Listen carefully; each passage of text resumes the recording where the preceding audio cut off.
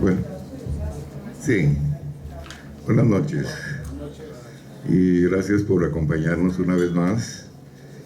En cada evento siempre tenemos una historia particular.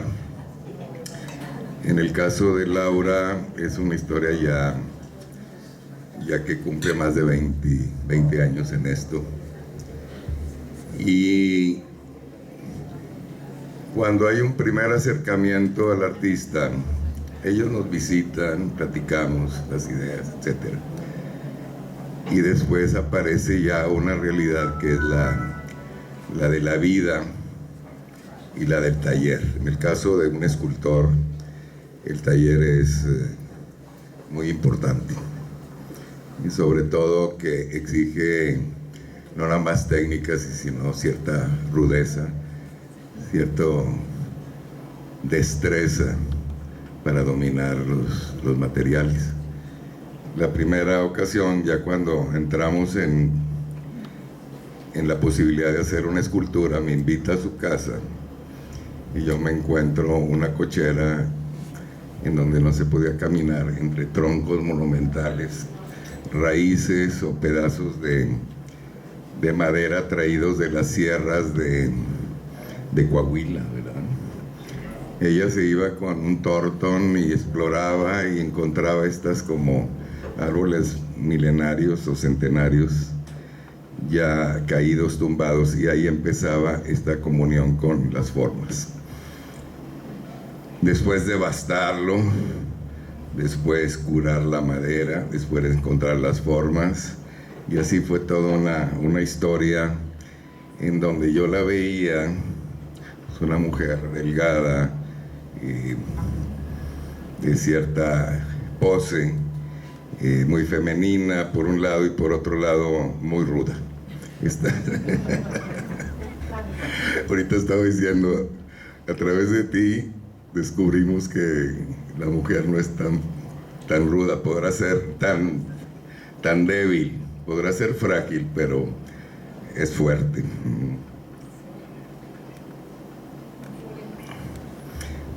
Laura no habla mucho porque creo que lo que habla es su obra. Entonces, ¿qué nos pudiera decir? Pues algunas cosas que ahorita le voy a preguntar. Pero hay varios textos que se escribieron muy interesantes. Y sobre todo, hace 2 años hubo una gran reseña de su obra en el Museo Federico Silva en San Luis Potosí, que es el único museo nacional encargado exclusivamente de escultura. Entonces llevó una gran retrospectiva, y en esa ocasión se reseñaron y se aclararon varias cosas. Eric Castillo, un crítico de México, encuentra que en la obra de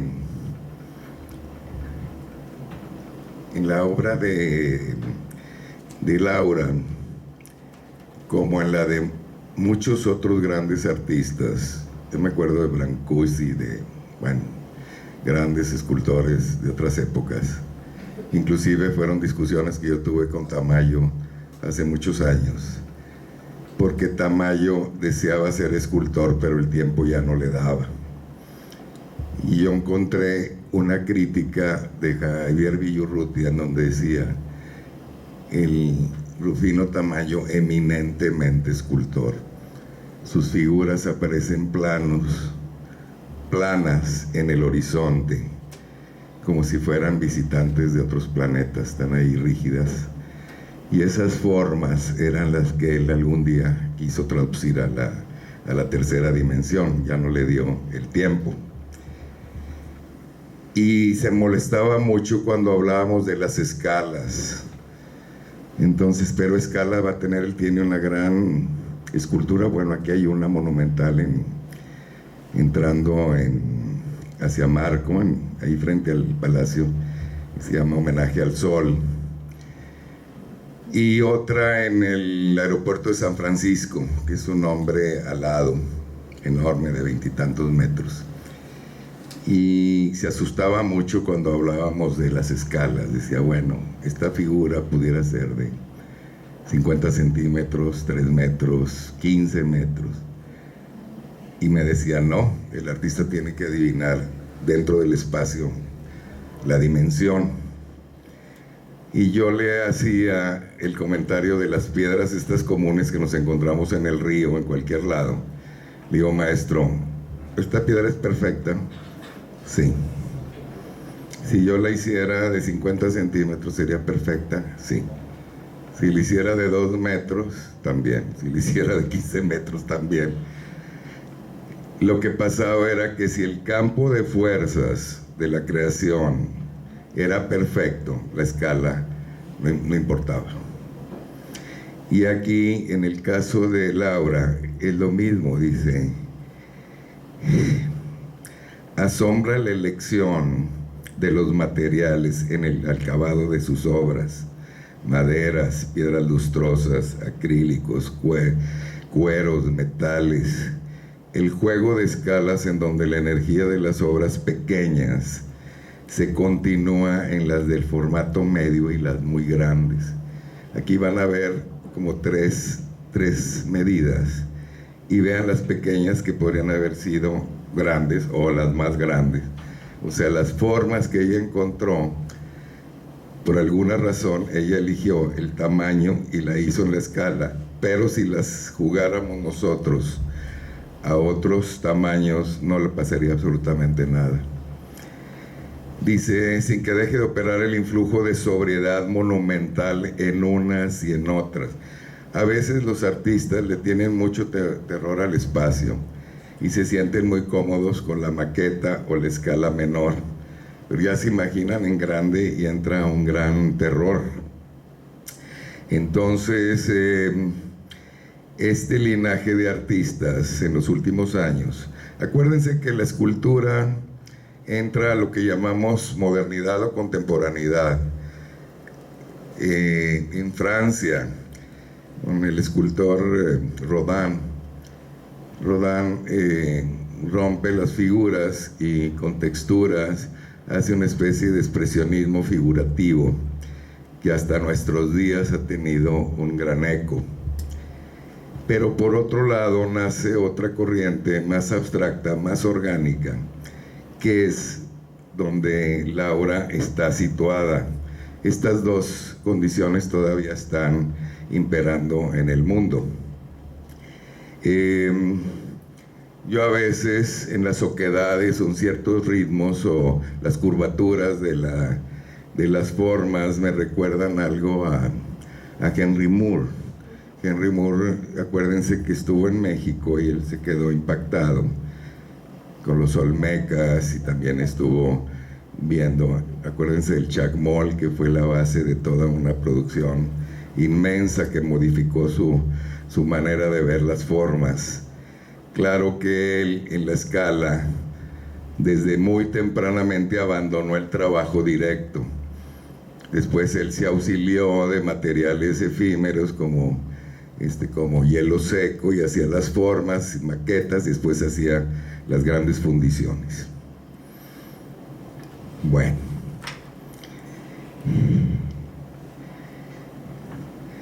Cuando yo veo las formas de Laura, dicen que el arte no tiene género. Si nosotros viéramos un cuadro, este es femenino y este cuadro es masculino, sería un grave error. El artista en esa condición es un artista, no es ni mujer ni hombre. Sin embargo, hay un grupo amplio de artistas muy, muy impresionante que sí se le lee la feminidad, como si el cuerpo del artista se transmutara y de alguna manera nos deja esa condición en las formas o en la escultura. En el caso de Laura yo lo veo. Dice, bueno, son sensaciones, son emociones, son momentos, son estados anímicos, qué sé yo. Sin embargo, si analizas las formas, son sensuales, tienen una cierta feminidad, No sé si voy mal, pero así lo percibo yo. Y en la historia podemos ver aquí, en estos reinos, en este escenario abstracto o estilizado del cuerpo, porque el cuerpo empieza a tomar otras formas y a decir con esas formas algo más que la representación no dice. O sea, tenemos emociones y las emociones pues no están en el cuerpo, se proyectan de otra manera. Entonces aquí está una María Izquierdo, está una Frida Kahlo, está una Louise Bourgeois, francesa, Eva Hess,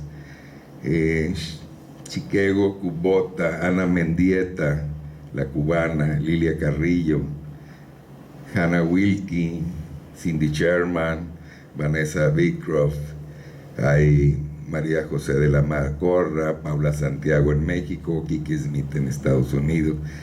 Y todo este grupo se reconoce porque sí se nota esa, es bueno o es malo, no, es una connotación, es un grupo de artistas que sí proyectan la condición de mujer en sus obras.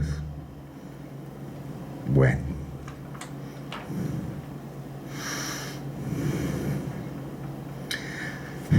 no es lo mismo. Cuando hablamos mucho del arte, decimos, bueno, en el surrealismo, en el caso de muchas otras expresiones, se menciona mucho la poética. Todas las obras tienen poesía. Nada más que algunas, dentro del fenómeno que se ha estudiado, trascienden los sueños y trascienden también el onirismo, el juego. Y se va a otro territorio que es la ensoñación.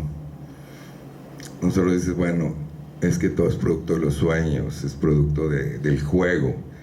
Sí, en el caso Bachelard, Gastón Bachelard hace una mención a lo que es la ensoñación.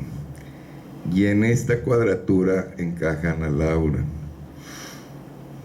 Dice Bachelard, podríamos aseverar que la ensoñación amplía el mundo hasta otorgar a lo mínimo la escala de lo cósmico. O sea, aunque veamos una cosa así, puede haber un universo contenido ahí. Yo estoy dando un curso y el último curso que di se trató nada más de 2 obras, de El Cordero Místico de Van Eyck, de los hermanos Van Eyck, y El Matrimonio Arnolfini, que fue hecho en 1450 y tantos, y El Nacimiento de la Venus de Botticelli. Tuvimos 3 horas hablando de esos 2 o 3 obras. Y a primera vista uno capta, bueno, la realización. Ahí están los ornamentos, las figuraciones, el contenido sagrado, bla, bla, bla, bla, bla. Sin embargo, si empezamos a leer la simbología, no te la acabas, nunca. El Matrimonio de los Arnolfini es una tesis como para estar un mes hablando del cuadro. Es un universo. Y además las repercusiones que ese cuadro tiene después en las meninas y todo, porque hay un espejito atrás que está haciendo, doblando el espacio, doblando la luz de las ventanas, es algo inimaginable. Estamos hablando de 1400 y pico en esa época. Entonces no es tan fácil ver la obra y connotarla o ponerle el sello o la conclusión, porque es una condición que se expande y se expande hasta llegar a un límite del universo. En esta exposición, al final había 2 obras que a mí me sorprendieron, porque ella trabajaba particularmente en maderas y en mármoles. Y aquí había 2 piezas pequeñas en cristal de roca. Y yo cuando las vi me sorprendí porque me hizo dudar. O sea, Yo trabajé mucho tiempo en el Museo de Vitro como consejero y veíamos los materiales de desecho y había unas rocas enormes que eran como la escoria, eran azules, parecían amatistas, y nos decían si quieren reciclarlas, se pudieran fundir y sacar algo para los artistas. Entonces mucha gente, al mandar la invitación, no pusimos el medio de cristal de roca y la gente creía que eran vidrios fundidos de vitro. El cristal de roca es algo, otra historia. Cada material y cada elemento, cada grieta, cada fisura, cada imperfección en la materia, el artista la evalúa como su materia prima. Acuérdense cuando andaba Miguel Ángel escogiendo las rocas para hacer el David, eran meses y meses porque una fisura interna o algo ya no daba la posibilidad. Yo ayer le hacía una pregunta a Laura: ¿cómo adivinas en una roca eso que está ahí? Empiezas por un lado, después que te va pidiendo el siguiente, la curvatura, o va siguiendo la fragilidad del cristal, o qué, o es todo. Pues es que a veces ayuda, ¿no? A veces ayuda el accidente que hay en el material. Sí. Pero a veces que tengo que partirlo y desecharlo. Sí, pero cuando tú agarras ya un tamaño, ya empiezas a medio visualizar un volumen que vas a sacar de ahí. Es como un diamante que entregan así, ya vieron cuántas piedras van a sacar de ahí. Es la misma historia, nada más que aquí las formas son muy complejas. Hay huecos, hay esto, esos huecos era algo que te pedía que existiera, o la forma misma que arrancas te lo va demandando. Digo, creo que son procesos también un poco inconscientes, porque la razón no creo que nos ayude mucho, ¿verdad? Perdón que estén, pero no teníamos tantas sillas. Bueno,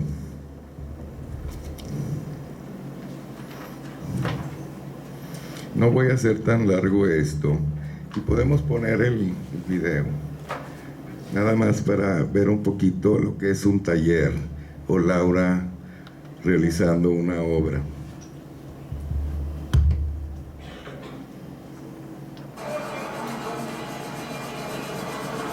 Estos son los ruidos con los que vive el artista. Golpes.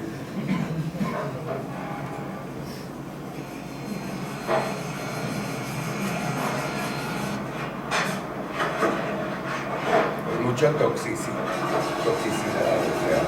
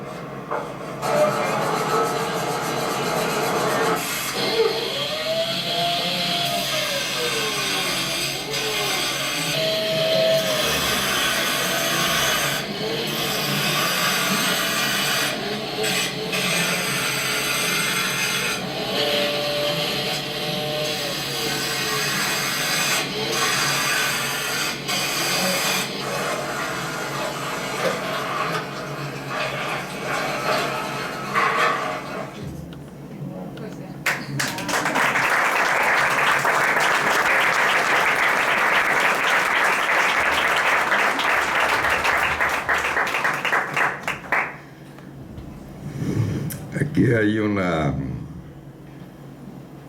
argumento que dice del artista: ante sus propios sufrimientos o los sufrimientos de otros, el hombre solo dispone de 3 sentimientos: el miedo, el terror y la piedad.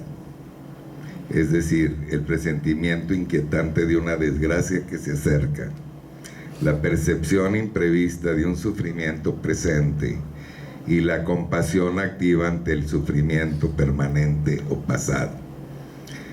La obra representa y provoca estos 3 sentimientos y lo hace en las gradaciones propias. Hay gentes que a mí me dicen: no puedo ver ese cuadro, me hace sufrir mucho, yo no veo nada, porque toca esas fibras. O sea, el artista lo está proyectando y hay un receptor que lo capta en la intensidad o en otra gradación. Bueno, Carlos Emmerich, un crítico importante, le hizo una crítica a esta obra. Y leo primero el de... En San Luis Potosí hay un poeta y crítico y escritor muy famoso, que él fue una mano derecha del grupo de Octavio Paz en la época de Vuelta y todo esto. Cuando se desbarata el clan al morir Octavio, aparece el nuevo líder y desaparecen a todo el grupo. Siempre son caciques culturales o no sé qué. Y a él lo hacen menos y lo devuelven a su estado a Durango. Y desde allá está emitiendo señales y poesías y críticas, y totalmente en el abandono. Y cuando sale algo así muy singular, él se atreve y nos manda un texto. Y ahora vio la obra de Laura y nos mandó esto: la piedra azul, piedra mágica, caballo sideral, objeto de poder en que la luz reposa o se condensa, que es a la vez un vaso de cristal que sacia la sed de la bella y germen de tormenta, ceguera y transparencia. Pulida esfera en movimiento que galopa al trotar del tiempo, que todo modifica, pétrea nube de agua primordial que baja al mar siendo de cielo, forma pura que depura, que forma sin forma de donde nace todo, jeroglífico de la materia atada a la ceguera de su estado en bruto, vuelto glifo y nota musical que sinfonía, cifra de la creación pulida por las manos del artista, que se desdobla y gira y reverbera, y que a sí misma se descifra por la caricia desatada de ella misma. Entonces este es un bonito texto.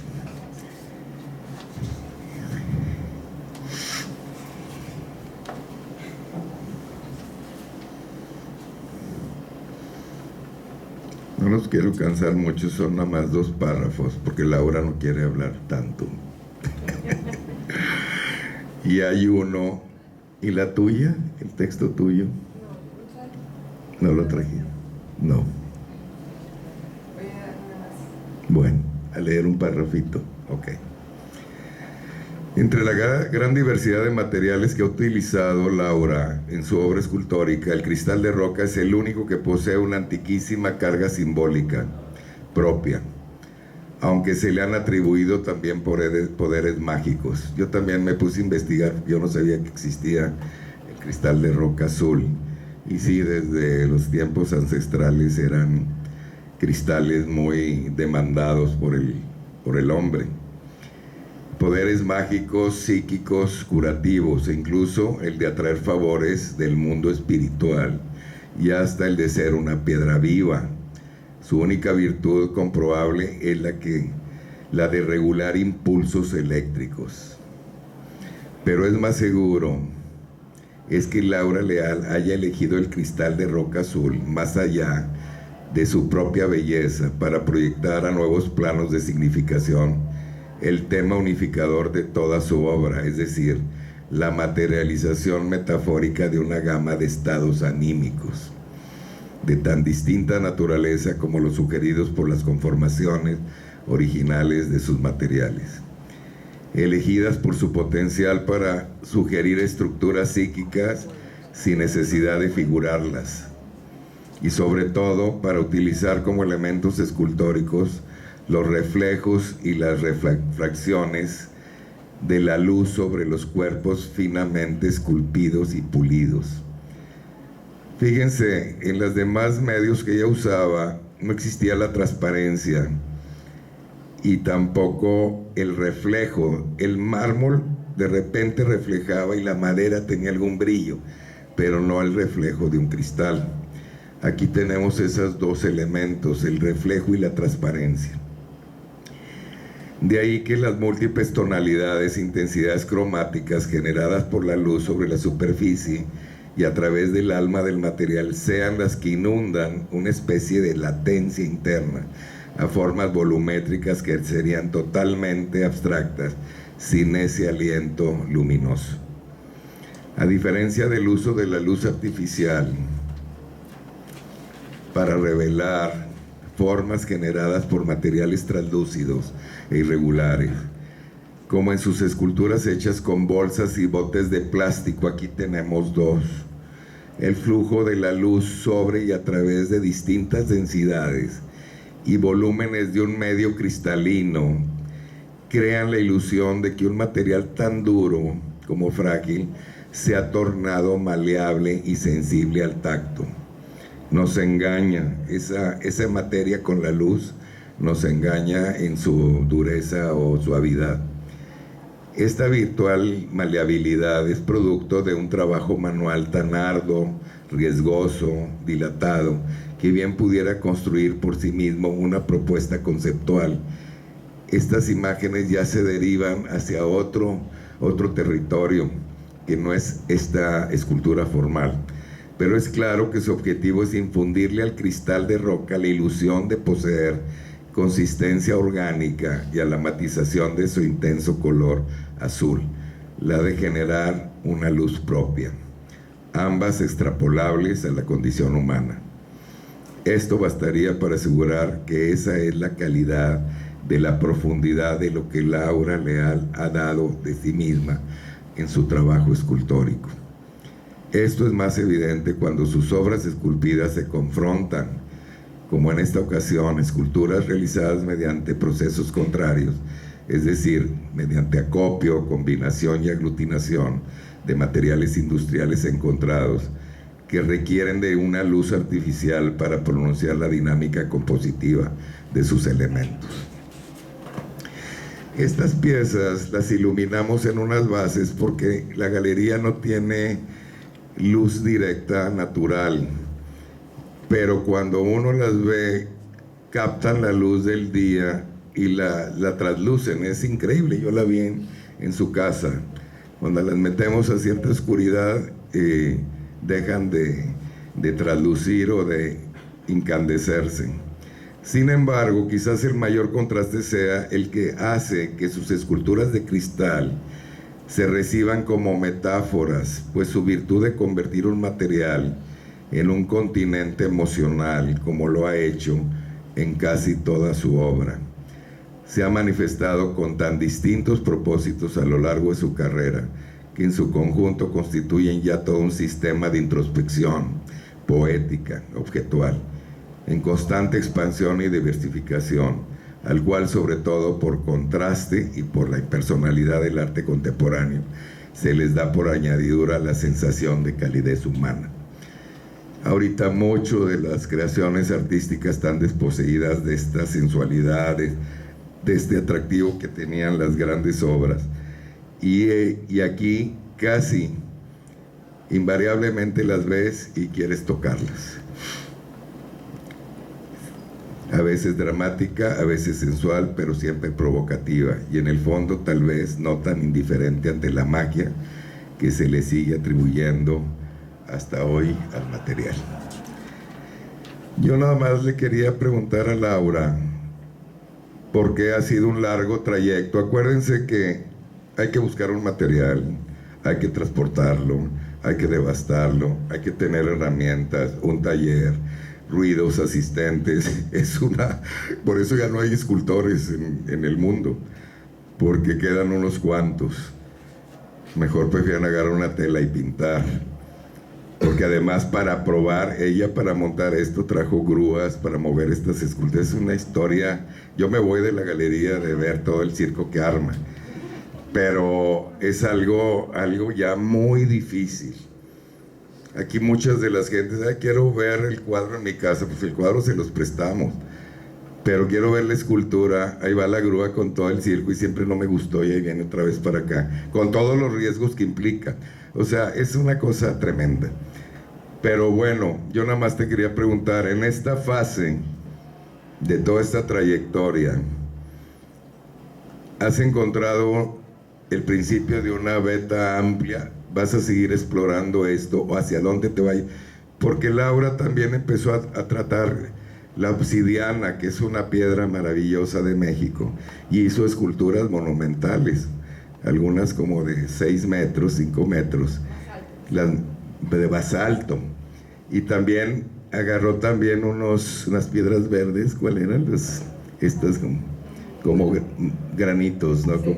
Sí, ya había búsqueda de ciertas variaciones en la materia dura hasta que llegó al cristal. Bueno, primero que nada, yo tengo algo que quiero decirles de lo que yo me sostengo. Estos son unos versículos que yo saqué de donde yo me sostengo día a día.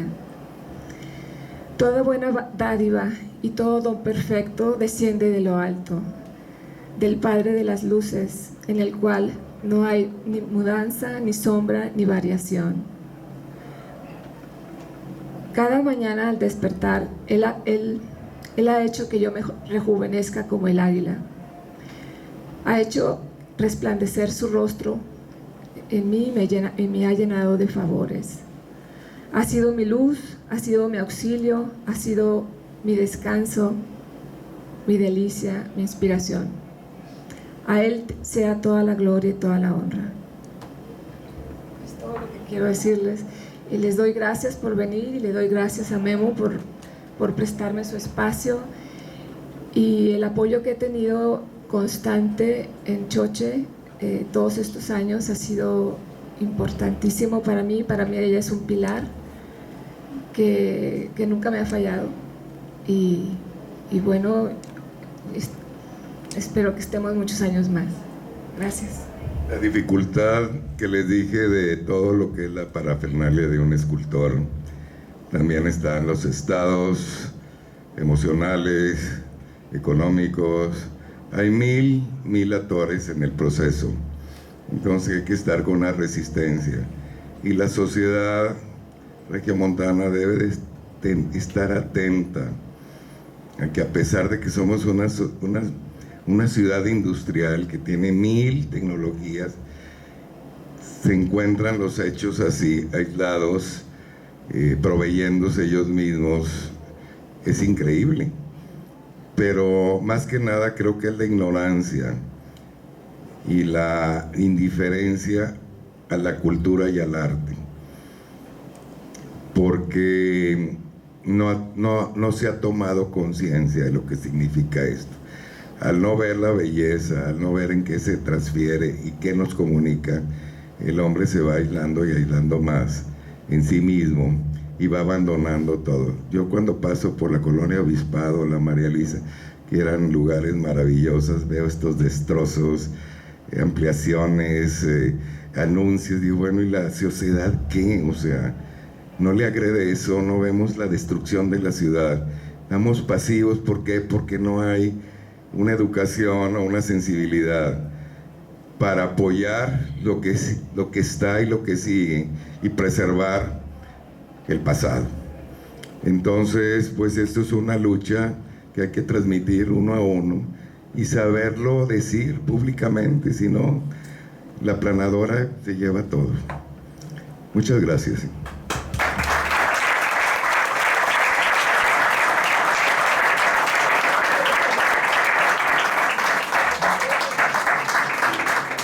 ¿Hay alguna pregunta que le quisieran hacer a Laura o a mí?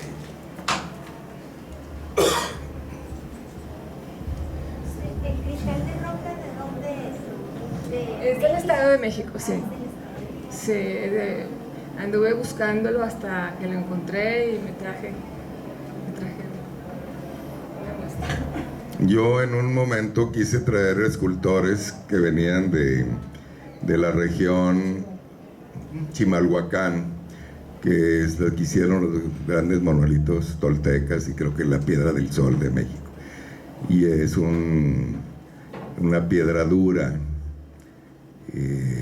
es el basalto, el recinto, y tiene 3 grados. Nosotros lo usamos en los molcajetes, es el grado suave, después hay un grado intermedio y el otro que es durísimo, y lo trabajan a cincel y lo bajan de la montaña todavía abren con cuñas de madera como en la colonia o en el mundo precolombino. Es algo increíble y el gobierno no hace nada para proteger esto que es la historia de México. Y después me encontré unos basaltos rojos y digo que están en una zona de Puebla que es ya una pequeña cantidad la que queda, pero todo el mundo está tratando de llevárselos de nuestra tierra, porque los mismos mexicanos la ignoramos. Es algo tremendo, pero bueno, muchas gracias.